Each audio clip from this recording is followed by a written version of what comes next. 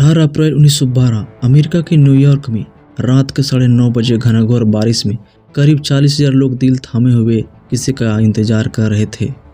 यह वो काली रात थी जब न्यूयॉर्क में दर्द का सैलाब आने वाला था। 3 दिन से यह लोग टकटकी लगाए एक जहाज का इंतजार कर रहे थे जिसका नाम है कारपेथिया। कारपेथिया जहाज अपने साथ एक ऐसी दर्दनाक कहानी लेकर लौटा था जिसको सुनकर आज भी लोगों के दिल दहल जाते हैं। एक ऐसा जहाज जो कभी नहीं डूबने वाला था, RMS टाइटैनिक, जिसने सैकड़ों लोगों की जिंदगी समुंदर के हवाले कर दी।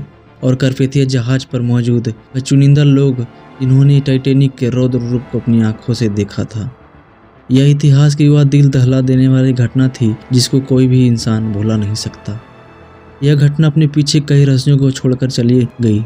नमस्कार दोस्तों, रॉयल जानकारी में आपका स्वागत करता हूँ। 10 अप्रैल 1912 को जब टाइटैनिक ब्रिटेन के साउथहैम्पटन से न्यूयॉर्क जाने के लिए अपनी पहली यात्रा के लिए तैयार था, तब वहाँ पर एक अलग ही माहौल था, क्योंकि लोगों ने टाइटैनिक के बारे में इतना सुना था कि वह टाइटैनिक की विशालता और उसकी सुंदरता को देखने के लिए उमड़ पड़े। ऐसा माना जाता है कि करीब 1 लाख से भी ज़्यादा लोग टाइटैनिक की भव्यता को देखने के लिए आए थे।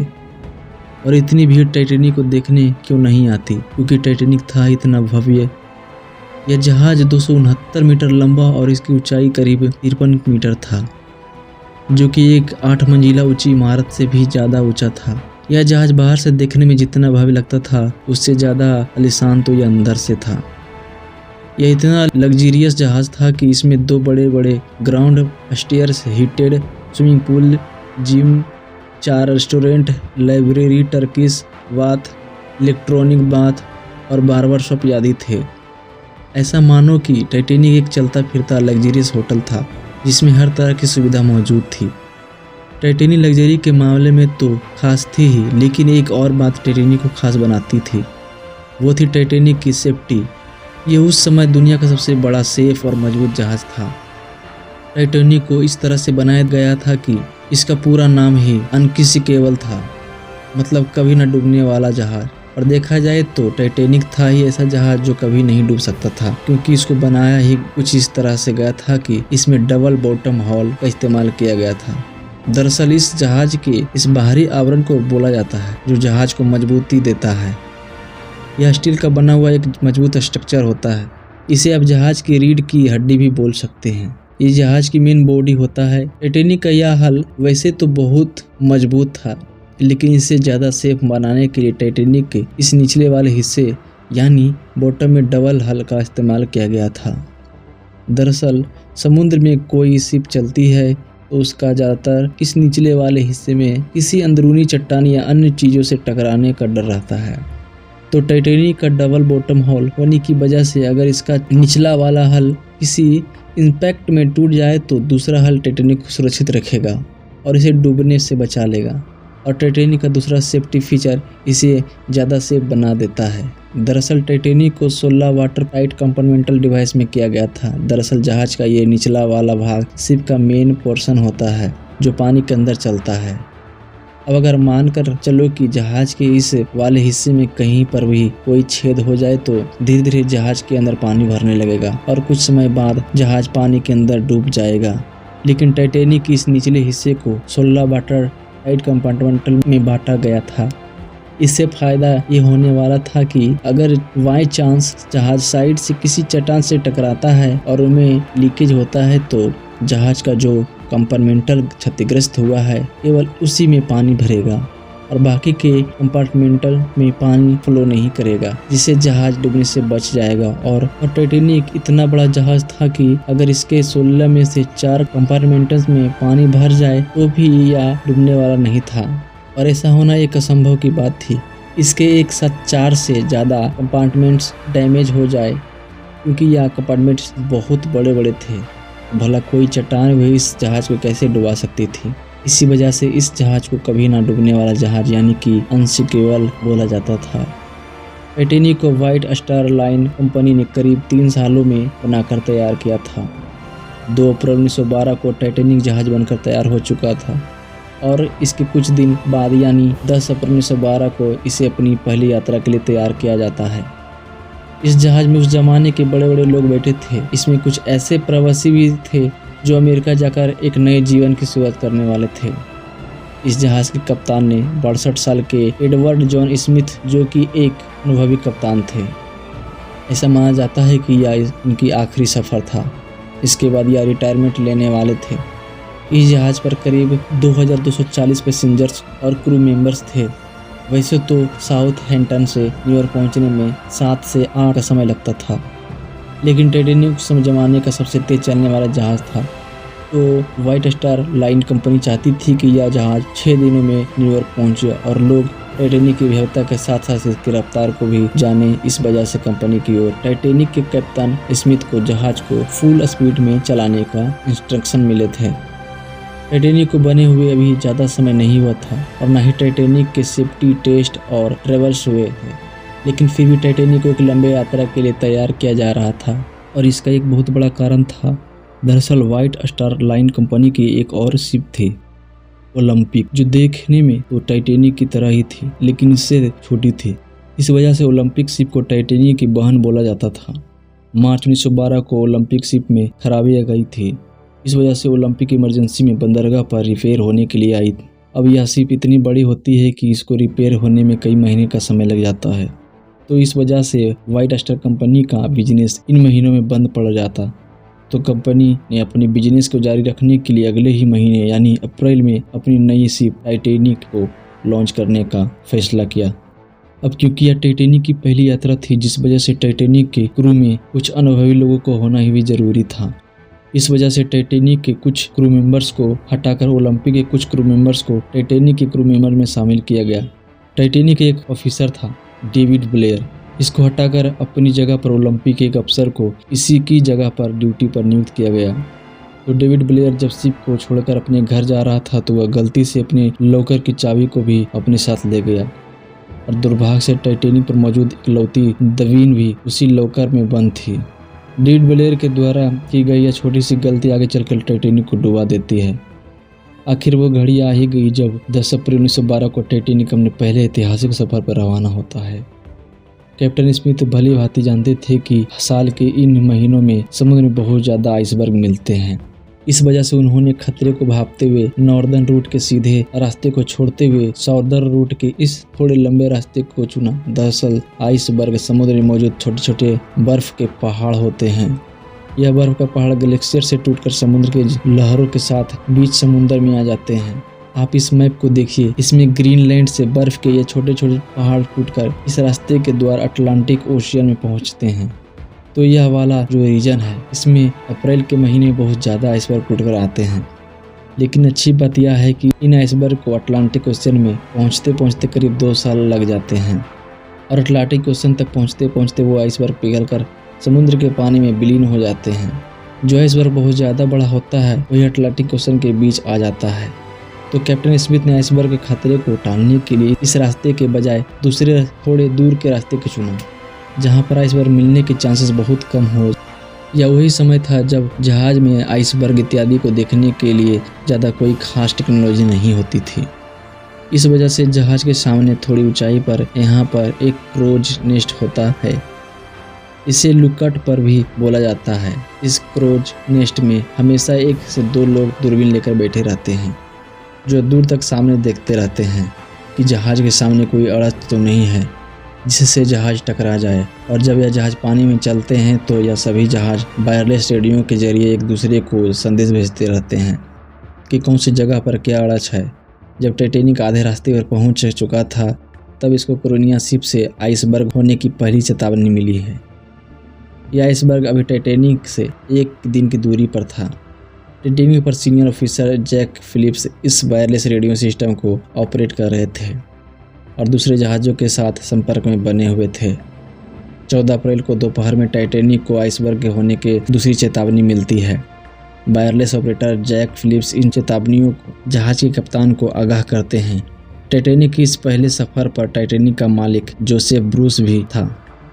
जब कैप्टन स्मिथ ने जहाज के मालिक ब्रूस रम्मे को आइसबर्ग के मिलने वाली चेतावनी को बताया तो ब्रूस ने इस चेतावनी को नज़रअंदाज कर दिया, क्योंकि उसका मानना था कि समुद्र में आइसबर्ग मिलना एक आम बात है और जिस जहाज में वो बैठे हुआ एक मजबूत और कभी ना डूबने वाला जहाज है। और ब्रूस इसमें नहीं चाहता था कि चेतावनी हो जिसकी वजह से जहाज का स्पीड कम हो और जहाज अपने निर्धारित समय से लेट पहुंचे। इसके बाद टाइटैनिक को आइसबर्ग की 5 बार और चेतावनी मिलती है और टाइटैनिक को जो आखिरी चेतावनी मिली वह SS कैलिफोर्निया जहाज से मिलती है। रात हो चुकी थी और दुर्भाग्य से आज आसमान में चांद भी नहीं निकला था, जिस वजह से विजिबिलिटी बहुत कम गई थी और क्रूज नेस्ट में बैठे लोगों के पास दूरबीन भी नहीं था जिससे वह दूर से ही सामने आने वाले अड़च को देख पाएं। टाइटैनिक अपनी फुल स्पीड 40 किलोमीटर प्रति घंटा की रफ्तार से चल रहा था और आइसबर्ग से टाइटैनिक अभी 2 घंटे की दूरी पर था। घनघोर अंधेरे में समुद्र के पानी को तेजी से चीरते हुए टाइटैनिक आगे बढ़ता ही चला जा रहा था, बिना इस बात की परवाह किए कि जिस रास्ते से वह चल रहा था उसके सामने एक बहुत बड़ी बर्फ व चट्टान मौजूद है। रात के 11:30 बज चुके थे और अब टाइटैनिक आइसबर्ग के महज 6 किलोमीटर की दूरी पर था और जिस रफ्तार से टाइटैनिक चल रहा था उस रफ्तार से यह अगले 10 मिनट में आइसबर्ग के पास पहुंचने वाला था। टाइटैनिक के क्रूज नेस्ट में 2 बहादुर लोग फ्रेडरिक फ्लीट और रेनिनाल्ड ली ने दोनों कड़कड़ाती ठंड और रात के काले अंधेरे में टकटकी लगाए जहाज के सामने आने वाले अड़च को देख रहे थे। इन दोनों के लिए परेशानी यह थी कि जहां पर यह बैठे थे उन्हें यहाँ पर ठंडी हवा का सामना करना पड़ रहा था, जिस वजह से इनकी आंखों से आंसू निकल आते। इसके पास कोई दूरबीन भी नहीं था, जिस वजह से ज़्यादा दूर की वस्तुओं को देख भी नहीं पा रहे थे। कम रोशनी में आंखों से ज़्यादा दूर मौजूद चीज़ों को देख पाना संभव नहीं था। रात के 11:30 बजे क्रूज नेस्ट ने बैठे फ्रेडरिक फ्लीट को दिखाई देता है कि सामने एक आइसबर्ग है। उसने बिना देर की जल्दी से 3 बार घंटी बजाए और तुरंत ब्रिज पर मौजूद ऑफिसर्स को फ़ोन करता है और बताता है कि सामने आइसबर्ग है, जल्दी से जहाज को लेफ्ट साइड में मोड़ो। ब्रिज पर मौजूद फर्स्ट ऑफिसर विलियम्स ने जैसे ही इस चेतावनी को सुना तुरंत एक्शन लेते हुए जहाज को रोकने के लिए फुल स्पीड में रिवर्स में इंजन्स को चालू कर दिया और जहाज को तेजी से लेफ्ट साइड में मोड़ने लगा। लेकिन अब बहुत देर हो चुकी थी। जहाज की रफ्तार इतनी ज़्यादा थी कि इतने कम समय में रिवर्स इंजन चालू करने के बाद भी इसे रोका नहीं जा सकता था और जहाज इतना बड़ा था कि कम डिस्टेंस में एकदम इसको मोड़ा नहीं जा सकता था। काफ़ी हद तक टाइटैनिक के रास्ते को मोड़ दिया गया था, लेकिन फिर भी रात के 11:40 पर टाइटैनिक का आगे का राइट वाला हिस्सा बर्फ की चट्टान से टकरा जाता है। यह टकराव इतनी जोर से हुआ कि जहाज पर मौजूद सभी यात्रियों को इसने हिला कर रख दिया। दुर्भाग्य से टाइटैनिक का डबल बॉटम हॉल किसी काम नहीं आया, क्योंकि आइसबर्ग में यह इम्पैक्ट जहाज के साइड में हुआ था जहां पर सिंगल लेयर ही लगी थी। जब कैप्टन स्मिथ ने नुकसान की जांच पड़ताल की और जहाज में से जो हुए नुकसान को देखा तो पता चला कि जहाज के 6 कंपार्टमेंटल डैमेज हो चुके हैं और उनमें से तेजी से पानी भरता जा रहा है। यह देखकर कैप्टन स्मिथ शॉक हो जाते हैं, क्योंकि जहाज केवल 4 कंपार्टमेंट के भरने तक ही तैर सकता था, लेकिन 6 कंपार्टमेंट्स में पानी भरने का मतलब था कि जहाज को अभी तक अनसिंकेबल बोला जा रहा था, वह अब डूब जाएगा। टकराव को अब तक 20 मिनट गुजर चुके थे और रात के 12 बजे कैप्टन स्मिथ ने क्रू को डिस्टेंस सिग्नल भेजने के लिए कहा ताकि आसपास मौजूद कोई जहाज इन्हें बचाने के लिए आ जाए, और वायरलेस ऑपरेटर जैक फिलिप्स लगातार डिस्टेंस सिग्नल भेजने में जुट गए। लेकिन दुर्भाग्यवश आसपास कोई भी जहाज ऐसा नहीं था जो टाइटैनिक द्वारा भेजे जा रहे डिस्ट्रेस सिग्नल को पकड़ पाए। 6 कंपार्टमेंट्स में पानी भर चुके थे और पानी अब डेक के ऊपर बहने लगा।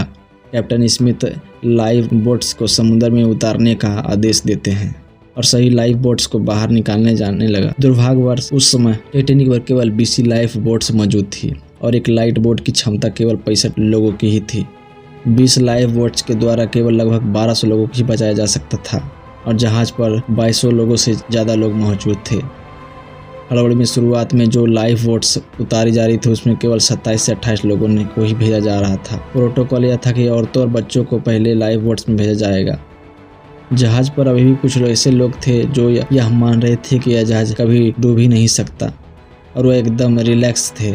इधर जैक फिलिप्स लगातार डिस्ट्रेस सिग्नल भेजे जा रहे थे। सौभाग्य से इनका डिस्ट्रेस सिग्नल पास में मौजूद एक जहाज करफेतिया को मिलता है और 12:30 बजे पर करफेतिया जहाज से संदेश आता है कि वह टाइटैनिक में मौजूद लोगों को बचाने आ रहे हैं। लेकिन बदकिस्मत यह थी कि करफेतिया जहाज अभी भी टाइटैनिक से करीब 107 किलोमीटर दूर था और करफेतिया अपनी फुल स्पीड पर भी चलता तब भी करफेतिया को टाइटैनिक तक पहुंचने में 4 घंटे का समय लगने वाला था। अब सवाल यह है कि 4 घंटों तक टाइटैनिक सरवाइव कर पाएगा। जैसे जैसे टाइटैनिक आगे के हिस्से में पानी भरता जा रहा था वैसे वैसे जहाज आगे की ओर झुकता जा रहा था और पानी में धंसता चला जा रहा था। जब टाइटैनिक का रिल्स बढ़ने लगा तो लोगों में अफरा तफरी मच गई। अब सबको समझ आ चुका था कि टाइटैनिक अब डूब जाएगा और सब लोग अपनी अपनी जान बचाने के लिए लाइफ बोट्स में चढ़ने के लिए अपनी अपनी जगह बनाने की कोशिश करने लगे। लाइफ बोट्स में फर्स्ट क्लास के लोगों को बचाने में ज़्यादा प्रायोरिटी दी जा रही थी और 1:50 पर जब जहाज़ के आखिरी लाइफ बोट्स को उतारा गया उसके बाद भी जहाज़ पर 1500 से ज़्यादा लोग बचे थे। चारों ओर खौफ का माहौल था। जो लोग तैर सकते थे वह समुद्र के पानी में छलांग लगाकर तैर रहे थे, लेकिन इस समय समुद्र भी बेरहम दिख रहा था। समुद्र का पानी 2 डिग्री सेल्सियस तक ठंडा था। इतने ठंडे पानी में कोई भी व्यक्ति ज़्यादा देर 15 से 30 मिनट तक जिंदा रह सकता था। कुछ लोगों ने तो मौत को स्वीकार कर लिया और वह मौत को गले लगाने के लिए तैयार थे, लेकिन इधर जहाज के क्रू मेंबर्स अभी भी मदद की आस में डिस्ट्रेस सिग्नल भेजे जा रहे थे। आसमान में फ्लेयर्स चला रहे थे ताकि आसपास मौजूद किसी भी जहाज का ध्यान इसकी ओर जाए और उसको बचा ले, लेकिन कोई भी जहाज उसको बचाने के लिए नहीं आता। टाइटैनिक में पानी के भरने की रफ्तार बढ़ती जा रही थी और टाइटैनिक बहुत तेजी से डूबने लगा। टाइटैनिक का आगे का भाग पूरी तरह से पानी के अंदर घुस चुका था और पिछला भाग हिस्सा पानी के ऊपर उठने लगा। अब जहाज के कप्तान स्मिथ ने अपने क्रू को भी बोल दिया कि अपनी अपनी जान बचाओ, लेकिन जैक फिलिप्स अभी भी अपनी जान की परवाह किए बगैर डिस्ट्रेस सिग्नल भेजने में जुटे हुए थे।